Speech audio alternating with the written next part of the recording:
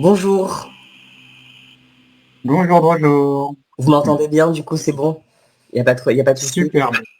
OK, bon, Mm. bah, parfait alors. Il manque plus que Pascaline normalement qui devrait, être, quelque part par là. En tout cas, si vous voyez, qu'elle est là dans les commentaires et qu'elle a écrit un commentaire, dites-moi, comme ça je l'invite parce que j'ai des problèmes de vue, donc c'est un peu compliqué pour moi de de regarder les commentaires. Donc si vous la voyez, je l'invite. Mais en tout cas, je suis très content de pouvoir, vous recevoir aujourd'hui, pouvoir parler, de tous ces sujets en rapport avec la lithothérapie, les bienfaits des pierres et un sujet qui touche, en fait, le bien-être. En tout cas, merci du coup pour, d'avoir accepté l'invitation. Mais avec plaisir, hein. C'est une première pour moi, mais bon, ça va, hein. Bon, bah, c'est parfait alors. Alors, je sais pas si elle est là, je pense pas, mais au pire, on peut commencer et elle nous rejoindra, je pense dans le live. Ben, on va commencer par le commencement. Déjà, est-ce que vous pourriez vous présenter un peu le magasin? Alors, je suis employé à Mineral do Brasil depuis 1991. À l'époque, c'était un magasin purement grossiste et j'ai participé à la création d'un magasin détail et d'une communication avec le public sur l'énergie des pierres. Euh, Au début, je ne connaissais pas les pierres, mais par contre, je pouvais ressentir l'énergie des pierres. Donc, petit à petit, au fil des années, j'ai réussi à apprivoiser l'énergie des pierres et à pouvoir conseiller les pierres aux gens. Parce que je ressentais les gens et parce que je ressentais les pierres. Donc je pouvais établir un lien entre les deux. Quand je mettais les pierres dans la main des gens, je voyais ce qui se passait à l'intérieur des gens. Donc à partir de là, j'ai pu tirer, en voyant des centaines de personnes, des milliers de personnes, un une certaine connaissance sur ce que font les pierres à l'intérieur de nous. Et un peu plus récemment, j'ai résumé ce savoir dans un petit livre, Pierre Énergie Soin, de Philippe Bataille, donc. Et le magasin minéral d'Au Brasil, le gros avantage de ce magasin, c'est qu'il y a presque un millier de pierres différentes dans la boutique. Hold me closer, hold me fast. This magic spell you cast. This is La Vie en Roses. When you kiss me, heaven sighs. And though I close my eyes, I see La Vie en Roses.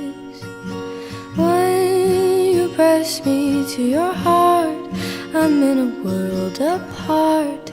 A world of roses bloom. And when you speak, angels sing from above. Everyday words seem to turn into love songs. Dans la boutique. Donc, on a un panel d'énergie de la nature qui est extrêmement fort. D'ailleurs, comme les pierres sont du sol au plafond, comme vous pouvez le voir en partie, quand on rentre dans la boutique, on est frappé par une impression énergétique assez importante en général. Voilà pour la présentation. Et est-ce Les que vous gens pouvez... viennent ici. Dites-nous. Les gens viennent plutôt ici, évidemment, pour un mieux-être, un mieux-être de l'esprit, un mieux-être du corps. Certaines personnes de la protection, d'autres ne savent pas et veulent simplement se sentir mieux à l'intérieur d'elles-mêmes. Est-ce que vous pouvez nous expliquer ce que c'est que du coup la lithothérapie et nous expliquer comment on l'utilise et ce terme qui est un peu profane, qui est pas connu par les profanes? Oui, l'étymologie de lithothérapie C'est le grec, lithos, les pierres, et la thérapie. La thérapie par les pierres, elle existe depuis assez longtemps dans le monde, notamment dans les pays qui ont beaucoup de pierres. C'est depuis l'origine. Au XVe siècle, tiens, voilà Pascaline. Oui. Là, désolée, je dois changer d'endroit. Mon wiki ne fonctionnait pas. Dans 5 minutes, je serai opérationnelle. Bon, bah, c'est parfait. C'est bien que vous ayez pu D'accord, nous à tout à rejoindre. l'heure. Ok. Donc, on a un premier grand livre de Saint-Hildegarde qui parle de l'énergie des pierres par rapport à nous, à la fin du Moyen Âge. Et après, il y a un grand blanc jusqu'au XXe siècle. C'est plutôt vers la Californie dans les années 70 et plus tard que l'on va rechercher une connexion avec la nature. Et on considère que la médecine doit être plutôt holistique, elle doit embrasser l'ensemble des possibilités de nous-mêmes. Et donc, les gens de cette époque commencent à s'intéresser à l'énergie des pierres. Ici, en France, on a toujours un peu de retard par rapport aux États-Unis, donc c'est vraiment vers fin 80-90 que les pierres commencent à être utilisées pour l'énergie. Et comme je disais au départ, c'est quasiment Mineral do Brasil qui a lancé la promotion de l'ésotérisme et des pierres. Avant, on utilisait les pierres de façon décorative, des cadeaux d'entreprise, des cadeaux entre particuliers, mais on ne s'occupait pas de l'énergie des pierres. Il fallait la découvrir et on a participé à cette découverte. Donc comment fonctionne la lithothérapie? Eh bien, sitôt que l'on touche une pierre, la pierre est composée d'atomes. Les atomes rentrent en... Notre corps est sensible par son système sensitif, on ressent le chaud, le froid.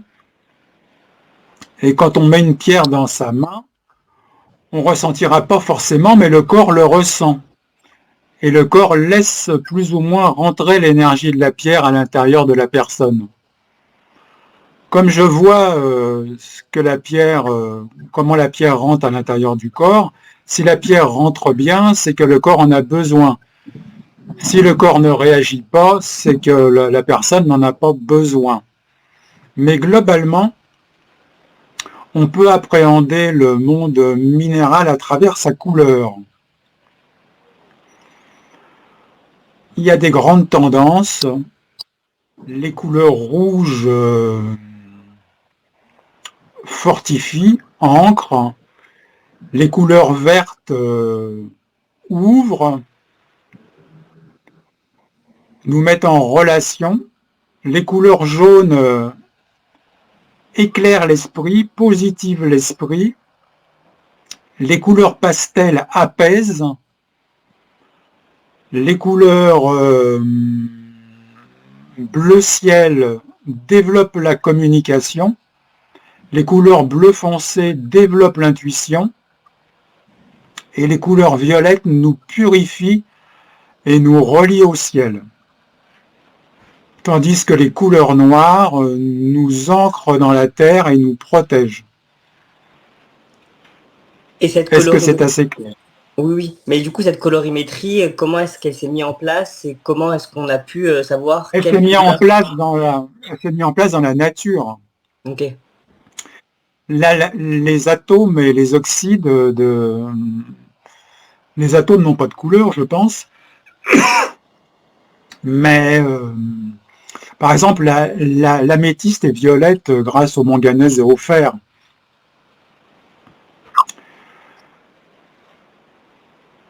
La colorimétrie tel que je l'ai décrit, c'est parce que je l'ai observé. Elle correspond en partie au chakra, mais en partie seulement. Parce que le jaune, par exemple, c'est la couleur du plexus solaire, de l'estomac, de toute cette zone-là digestive, mais c'est aussi une couleur qui positive l'esprit, comme le soleil peut positiver l'esprit, de la même façon. Et les gens sont plus ou moins attirés par une couleur, mais je m'occupe assez rarement de ça, puisque une partie des gens me demandent de quelle pierre ils ont besoin. Donc voilà. Alors, je ne sais pas si Ça y Pascaline, est, tu nous entends, du coup? je suis posée. Est-ce que vous m'entendez? Oui, c'est parfait. On t'entend bien, Pascaline. Mille excuses. Non, t'inquiète pas. Il n'y a pas de... Voilà. Donc, je vais rebobiner un peu le fil. Donc, je vais quand même me présenter. Je vous dis bonjour à tous les deux et bonjour à tous ceux qui nous écoutent. Donc, moi, je suis Pascaline Labrezeau. Je suis naturopathe et praticienne de shiatsu depuis 17 ans. Donc, j'œuvre dans le domaine du bien-être, de la santé naturelle et de l'hygiène de vie, et plus spécifiquement au contact de la femme. Pour commencer, pourquoi il y a encore aujourd'hui une sorte de tabou à parler de la ménopause? Alors moi, je dirais pas qu'il y a un tabou à en parler, parce que beaucoup de personnes en parlent. Je dirais plutôt que c'est un sujet qui est mal aimé et qui est très mal traité surtout, parce que la ménopause est souvent assortie d'un lot d'inconfort, et puis on nous prédit la vieillesse surtout une fois la ménopause Contact de la passée. femme.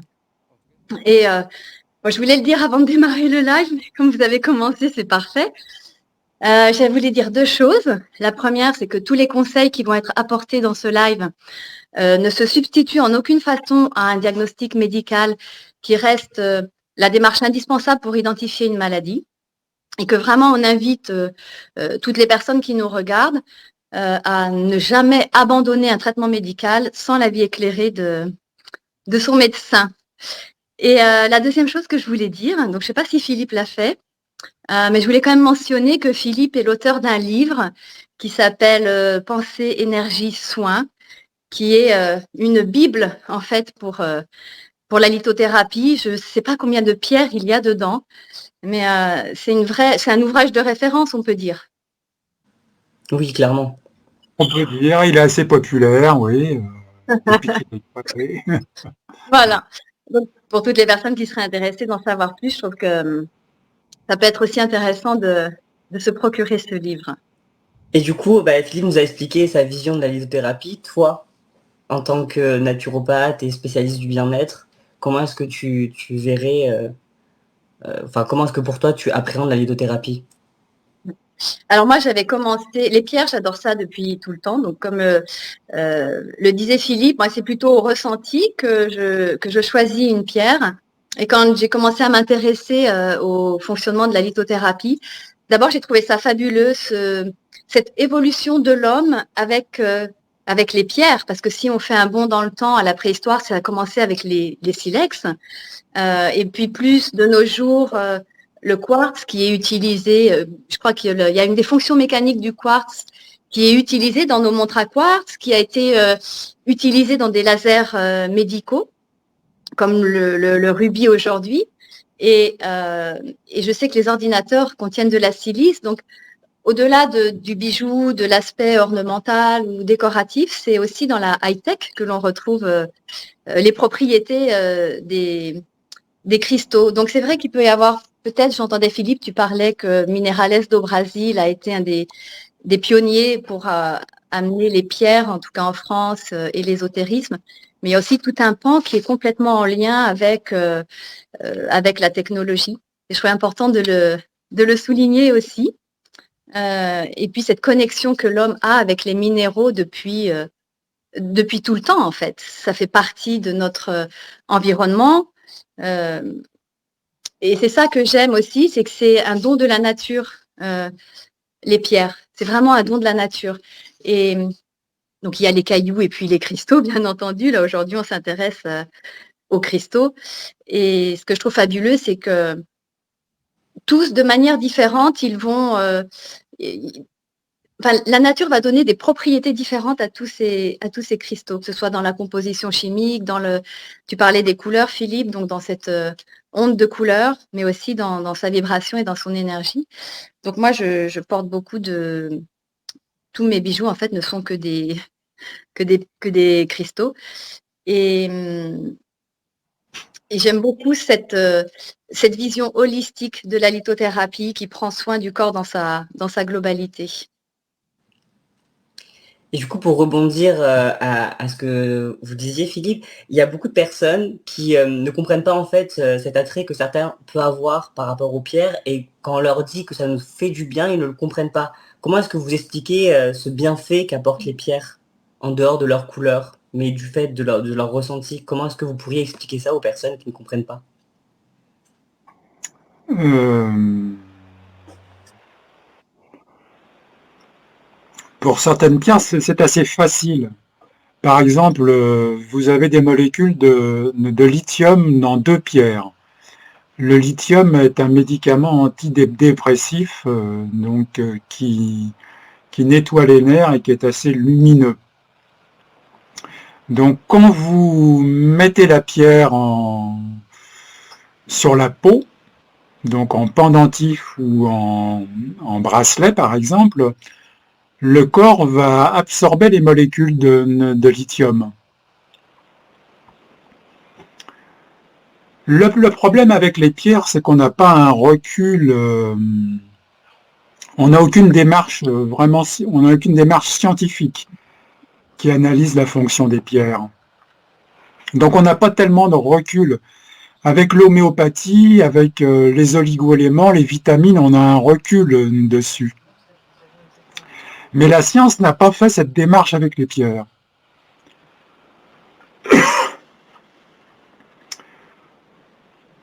Ce que je pourrais rajouter... En général, je mélange plusieurs pierres.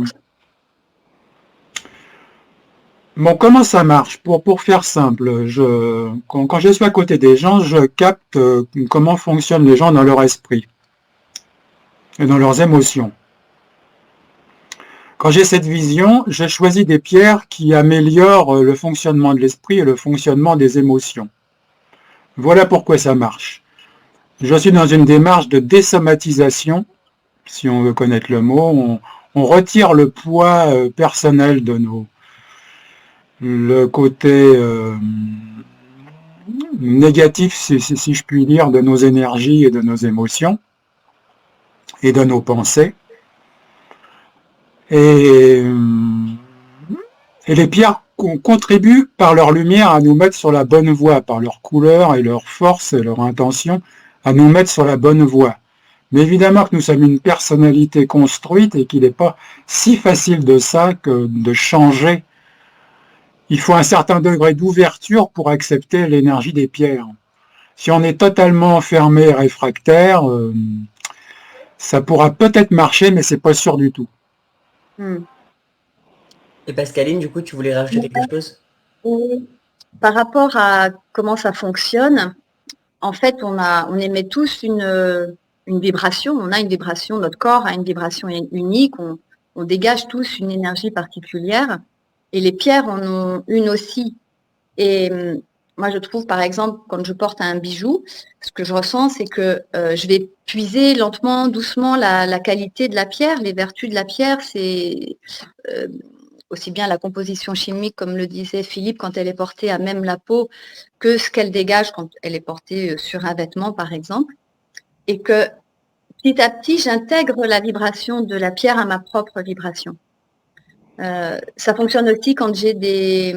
Évidemment, je les ai pas ici, je les ai laissés dans l'autre endroit, mais j'ai un cœur en calcite bleu qui est une pierre qui apaise, qui a vraiment une vibration positive, une énergie positive. J'aime bien l'avoir à côté de moi quand je travaille, parce que comme ça, tout le monde peut en bénéficier. Moi, mais également les personnes que j'accompagne. Donc, c'est vrai que les personnes qui sont en quelque sorte coupées de leur corps ou de leur ressenti, ça va leur demander un chemin plus long pour ressentir les vibrations ou l'énergie de la pierre ou le bienfait qu'elle peut apporter. C'est vrai que ça demande une ouverture d'esprit, ça demande même, je dirais plus, une disposition de la personne dans sa globalité pour accueillir cette pour accueillir toutes les vertus que la pierre peut lui offrir. Mais ça vaut la peine d'essayer en tout cas. Clairement. Pour rebondir, je vois quand même un certain nombre de jeunes gens de moins de 20 ans qui par exemple, sur le thème de la confiance en soi, sont très angoissés ou manquent cruellement de confiance en soi. Et quand je mets les pierres dans les mains à droite et à gauche, un certain nombre de pierres, et que je leur demande alors vous ressentez, eh bien la majorité de ces personnes se sent remplies et différentes. C'est vrai que l'expérience est assez extraordinaire. Et quand on va chez le minéraliste de Brésil, d'ailleurs, on est très très bien guidé dans l'état des pierres. Ça, c'est aussi important de pouvoir avoir un conseil supplémentaire, pas être simplement attiré par une pierre, mais d'avoir ce conseil supplémentaire. Et d'ailleurs, c'est oui, parce qu'il y a beaucoup de personnes très stressées en ce moment. Est-ce qu'il y aurait une pierre en particulier à nous conseiller? Oui, depuis le Covid, donc 2020, on pourrait dire que le thème de la boutique avant c'était la protection et que maintenant c'est l'angoisse. Ouais. Et l'angoisse, c'est pas facile à traiter, à vrai dire. Si on a plus confiance en soi, ça le traite, mais quand on a l'angoisse de l'avenir, ben la confiance en soi va aider aussi, mais c'est pas si facile. Alors pour trouver des pierres, on peut mettre un pansement sur l'angoisse à travers certaines pierres qui apaisent l'esprit, comme l'amazonite, l'améthyste, la serpentine. L'amazonite bleu ciel calme la peur en déplaçant l'esprit vers une zone plus apaisée. L'améthyste purifie l'ensemble de nos pensées, un petit peu. Et la serpentine est une pierre qui lave la tête. Je dis laver la tête parce que c'est très intéressant. Excusez-moi, j'avais la grippe la semaine dernière. Dans le coin de l'œil, de chacun des yeux, ça remonte dans le crâne, ça glisse le long de la colonne vertébrale, ça descend dans les jambes. Il y a le méridien de la vessie. Et quand on en a plein le dos, quand on est englué dans la pensée, ce méridien ne fonctionne plus très bien. Il n'empêchera pas d'uriner, mais ça ne fonctionne pas très bien. On reste englué dans la pensée et on reste englué avec le mal au dos, parfois. Et la serpentine, quand on la porte en pendentif, ou quand on la porte en bracelet du côté gauche, je dis le côté gauche parce que le côté gauche communique mieux que le côté droit avec le cerveau. Quand on porte la serpentine, eh bien, ce méridien de la vessie se remet en route et on a quelque chose qui s'allège dans la tête. La tête devient plus claire. Est-ce que la serpentine a un effet d'ancrage aussi?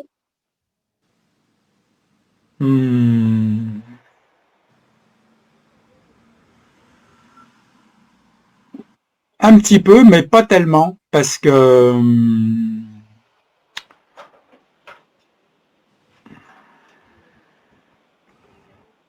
qu'elle allège l'esprit. Et quand on allège l'esprit, est-ce qu'on est plus ancré? Un petit peu, mais pas forcément. Et moi, l'ancrage, oui, vas-y. Allez-y. Je vous parle. L'ancrage, ça concerne quelques pierres, comme la pyrite,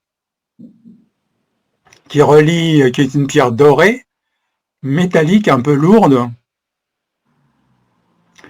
qui incarne l'âme dans le corps. Donc, Saint-Hildegard disait que notre âme était accrochée dans notre dos. Et la pyrite, elle a une structure souvent carrée, elle est souvent cubique dans la nature. Et elle nous ancre vraiment, on sent vraiment qu'on est tiré vers le sol. Une fois, j'avais donné une pyrite à une jeune fille qui était vraiment pas ancrée, et elle a senti physiquement qu'elle se pliait et qu'elle s'enfonçait dans le sol. C'était assez spectaculaire. Vous avez la tourmaline noire, et, pas l'ensemble des pierres noires, mais un certain nombre de pierres noires comme l'onyx et la tourmaline noire nous ancrent et à la fois nous protègent des ondes néfastes. Et il y a... L'ancrage, je pense, c'est quand on réalise sa mission, l'ancrage profond. On réalise sa mission, on est en adéquation avec ce qu'on est venu faire sur Terre, là on est bien ancré. Mais on peut avoir besoin de plus d'ancrage parce qu'on est systématiquement beaucoup dans la tête. Oui, et ça participe aussi à équilibrer le stress finalement, quand on est plus ancré. Oui, ça nous rend plus solide et on est plus capable de gérer le stress, un peu plus capable. Vous avez quand même une pierre comme la calcite orange qui stimule le potentiel de chacun. Et ça, je trouve ça merveilleux, parce que le potentiel nous aide à résoudre les problèmes bien mieux que nous. Et moi, j'avais une question. Il y a, pour des personnes qui se lancent, souvent des jeunes, moi je dis que quand je me suis vraiment intéressée aux pierres, je me suis un peu renseignée comme ça, et il y avait des choses qui étaient très basiques. On disait, enfin, sur des sites par exemple, que le quartz rose c'était pour l'amour, la jade c'était pour la santé. Est-ce que c'est aussi facile que ça de spécialiser une pierre, ou c'est vraiment spécifique à chaque être humain?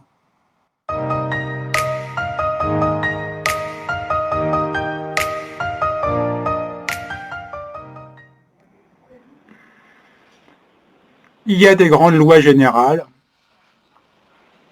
mais les caractéristiques qu'on a données aux pierres ne sont pas toujours pertinentes, je trouve. Et le quartz rose, oui, c'est la pierre de l'amour, parce que toutes les pierres roses apportent de l'amour à l'intérieur de nous. Et quand on a de l'amour à l'intérieur de nous, on est plus à même à recevoir l'amour. L'amour est visible en nous, et donc les personnes sont attirées par cet amour. Donc indirectement, ça joue de cette façon. La santé, déjà d'une façon formelle, on ne peut pas parler des pierres et de la santé. La santé, c'est un domaine médical. Mais quand on débute, on peut s'intéresser aux chakras. Parce que les chakras, ça existe, des grands centres d'énergie couleur de l'arc-en-ciel à l'intérieur de nous. Et c'est facile de poser les pierres sur les chakras. Les chakras communiquent avec notre lumière intérieure, que l'on ne sent pas forcément. Si on a une enfance heureuse, on sent une lumière. Si le bonheur continue, on sent toujours cette lumière, mais parfois elle semble un peu éteinte et écrasée.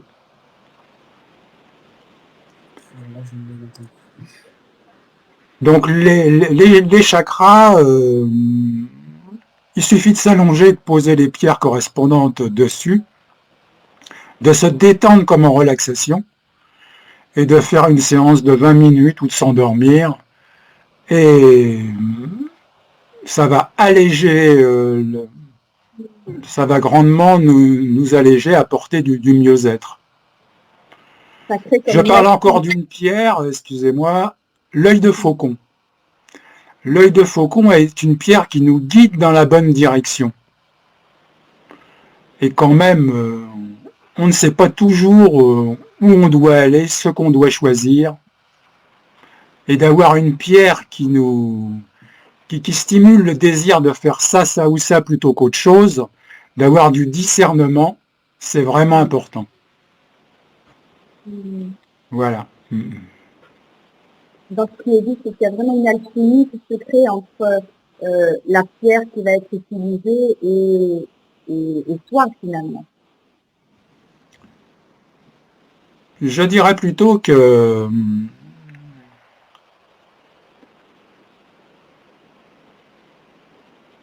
nous avons perdu la relation avec la nature parce que nous vivons en ville. Mais nous sommes exactement comme les animaux. Nous sommes un animal pensant. Et donc, les animaux savent qu'ils ont besoin de la nature, ils font partie de la nature. Nous avons oublié ça. Mais notre corps, il ne l'a pas oublié. Et notre corps, au contact des pierres, se relie à l'énergie de la nature. La nature, c'est une énergie. Hein. C'est un environnement qui nous entoure, mais cet environnement a une immense énergie. La médecine chinoise appréhende la nature en termes d'éléments, les 5 éléments. L'élément bois, l'élément eau, l'élément feu, l'élément métal, l'élément terre, et fait fonctionner les méridiens et le corps à travers ces 5 éléments, à travers la nature. Les pierres, c'est la même démarche. Les pierres nous relient à une certaine énergie de la nature qui nous fait du bien. Quand on mange sainement, on se relie à une certaine énergie de la nature qui nous fait du bien. Ouais, et ça, c'est un des plus grands défis de notre époque d'ailleurs, cette connexion à la nature et de retrouver cette reliance qu'on a, que nos cellules connaissent d'ailleurs, parce qu'elles n'ont pas oublié ça, c'est le fait d'en être coupé, qui à un moment donné fait que peut-être on est plus dans la tête et moins disposé à ressentir ce qui se passe. Mais c'est vrai que c'est un défi, cette connexion à la nature, je pense, à notre époque. Et du coup, Oui, sous quelle forme est-ce qu'on peut retrouver ces pierres? J'utilise en grande partie des bracelets pour les gens, plusieurs bracelets, mélanger les pierres, 3-4 pierres d'un côté, 3-4 pierres de l'autre dans les poches si on veut, 3-4 bracelets. Pourquoi 3-4? Parce que il est plus facile de ressentir une grosse pierre qu'une petite. Donc quand vous avez plusieurs pierres, c'est plus gros et on ressent plus facilement. Il y avait une mode récemment où des personnes buvaient la pierre, c'est-à-dire que du coup, il y avait c'était des espèces de gourdes avec des pierres dedans et où les gens mettaient de l'eau et buvaient les bienfaits de la pierre. Est-ce que ça fonctionne vraiment, ça, par exemple?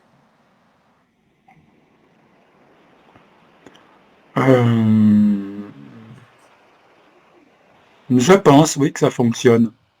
Personnellement, je filtre de l'eau du robinet avec un filtre. Je remplis un bocal à... Pascaline, tu m'entends? Oui, nous avons perdu. Nous avons perdu Philippe. Peut-être qu'il reviendra. Mais du coup, toi, est-ce que tu peux nous en parler un peu plus de ça? Enfin, je sais pas si tu as vu, c'était une trend récente où les gens buvaient en fait la pierre qui était à l'intérieur. Ouais. Moi, je connais ça depuis plus longtemps parce qu'il existe des carafes dans lesquelles il y a une sorte de bâton et au bout de ce bâton, il y a c'est un ovale dans lequel il y a des pierres. Donc, on met ce bâton dans l'eau, on remplit d'eau. Et en fait, là, ça fonctionne tout simplement ça va se charger des vibrations de la pierre.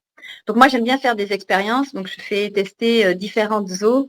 J'adore ça, voir le goût de l'eau change en fonction du contenant dans lequel on met, en fonction des motifs qu'il peut y avoir sur la carafe ou en fonction de si un vortex est créé. Et j'aime bien faire tester à la maison, surtout que mon mari est médecin, donc il est plutôt très rationnel. Et donc, oui, on voit, il y a une subtilité dans le goût, en tout cas, mais ça apporte quelque chose. Donc, j'ai vu cette mode, effectivement, et moi, je pars du principe que si les gens, ça leur fait du bien, Pourquoi s'en priver? Tout simplement. Et comme le disait Philippe, il y a vraiment cette notion d'ouverture, de disposition d'esprit à recevoir ce que la nature nous propose et les minéraux en font partie. C'est une très belle réponse. Je vais voir s'ils sont là. Voilà, Il y a un petit problème c'est bon. technique, mais c'est pas très grave. Et du coup, j'avais une autre question par rapport aux pierres. Comment est-ce qu'on les recharge? Et est-ce qu'elles se rechargent? Ah oui, elles se rechargent. C'est surtout que quand on les porte, on les pollue assez rapidement. Et vous voyez les améthystes derrière, c'est la pierre favorite pour purifier les pierres. Il suffit de poser les pierres dedans, ça les purifie bien. Vous avez la fleur de vie qui les purifie très bien aussi. On pose les pierres sur la fleur de vie. L'eau, je l'ai pratiquée pendant pas mal d'années, mais je dirais ça purifie à 60%. Même l'eau en bouteille, hein. L'eau de la ville, ça les pollue. À moins d'habiter une ville où l'eau est bonne, mais les villes où l'eau est chlorée, ça les pollue. Et Et il faut la dépolluer tous les jours, la pierre, pour qu'elle soit en bon état, pour qu'elle soit naturelle. Ça, faut y penser. Sinon, il est plus difficile de les nettoyer après. le gros sel, la lune, ça marche aussi ou pas? Le gros sel, ça marche bien. Les pierres n'aiment pas ça. Je ne conseillerais pas l'eau salée ou le sel direct avec les pierres, parce que certaines pierres transparentes, comme l'améthyste, l'marine, le quartz rose, vont se décolorer, vont perdre leur couleur avec le sel. Mais si on met dans une assiette un petit peu de sel, un petit peu de gros sel, 1 millimètre, qu'on pose une fine feuille de papier par-dessus et qu'on pose nos pierres dessus, ça fonctionne. Mais les pierres préfèrent nettement l'eau de source. Et depuis que si on peut, on les met sur la fleur de vie ou l'améthyste, c'est beaucoup plus pratique. Ça les purifie et ça les recharge en même temps? L'améthyste, ça les purifie. Je dirais pas que ça les recharge. Après, il faut les mettre sur du cristal de roche, ou il faut les mettre au soleil, ou il faut les mettre à la pleine lune. Au soleil, on mettra les pierres du couleur du feu un peu. Donc les rouges, les jaunes, les oranges, le transparent.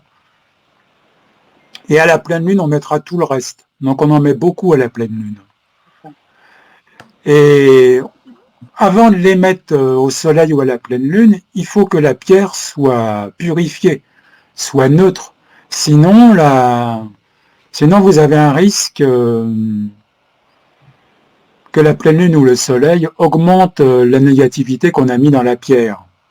Je vais vous raconter une petite histoire. J'en ai plusieurs de ce type. En faisant de la randonnée, j'emmène quelques pierres et je veux purifier les pierres sous une cascade, dans un lieu idyllique. Je mets les pierres dans l'eau, j'attends 10 minutes, je me dis mais mes cristaux vont être bien purifiés, je les reprends, pas du tout purifiés. Je refais la même expérience, cette fois-ci, en m'adressant à la nature, à la cascade, à l'eau, à la montagne. Est-ce que tu veux bien purifier mes pierres? Je reprends mes cristaux, et mes cristaux, dedans, je ressentais vraiment la montagne, les sapins, la cascade. Idem dans un petit ruisseau dans les Pyrénées, où je fais ça mécaniquement, il ne se passe rien. Et quand on demande à la nature, elle agit. Donc quand on va demander à la lune, elle agira. Quand on demandera au soleil, il agira. Quand on pose la pierre par terre et qu'on demande à la terre de la purifier, elle agit. On en revient à cette connexion à la nature. Exactement, oui. Et est-ce qu'il est possible de purifier ou de recharger les pierres par les sons, comme le bol tibétain?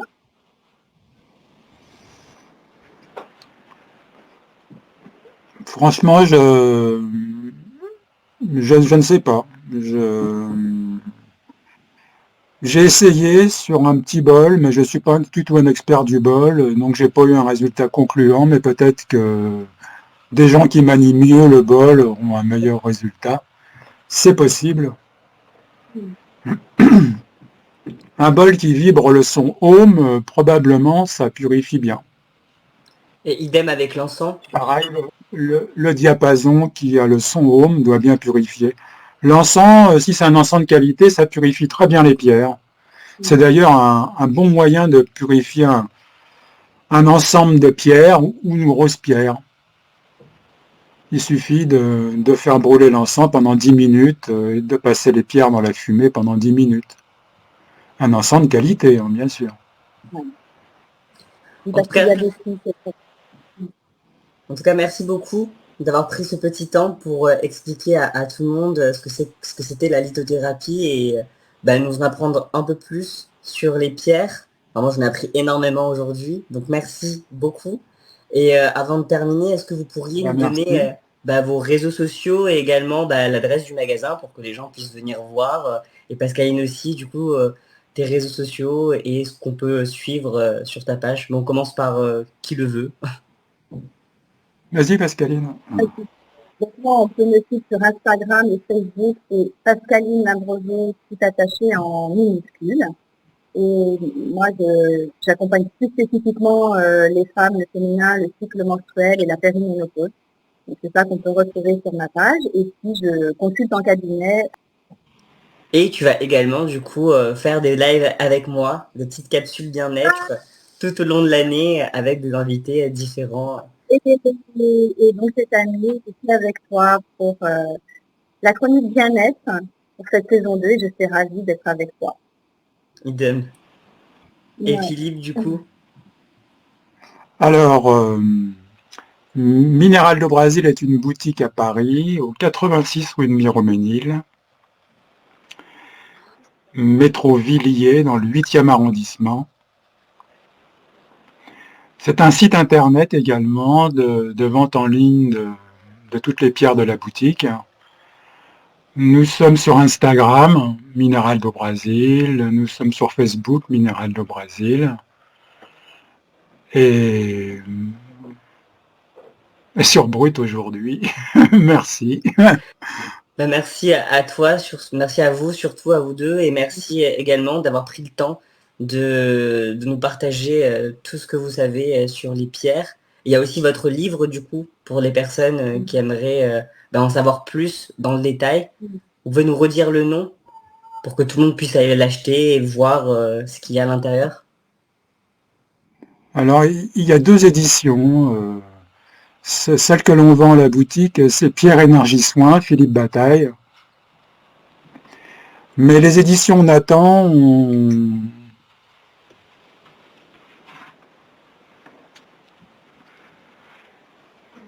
ça c'est le livre de la boutique. Voilà. Les éditions Nathan ont publié ce livre sous un autre titre, mais avec le même nom d'auteur. Avec un livre qui est un peu plus gros, donc qui est plus facile à lire. Et quel est le titre? Et le titre, je ne le connais pas, je ne me rappelle plus. On ne l'a pas ici, donc je ne peux pas vous le dire. D'accord. Merci beaucoup à vous deux et vous pouvez revenir, toi Pascaline, tu pourras revenir très bientôt pour une nouvelle chronique et Philippe, j'espère... Ah, l'autre, voilà. Ah. Pierre et crypto. Voilà, au prix de 9,95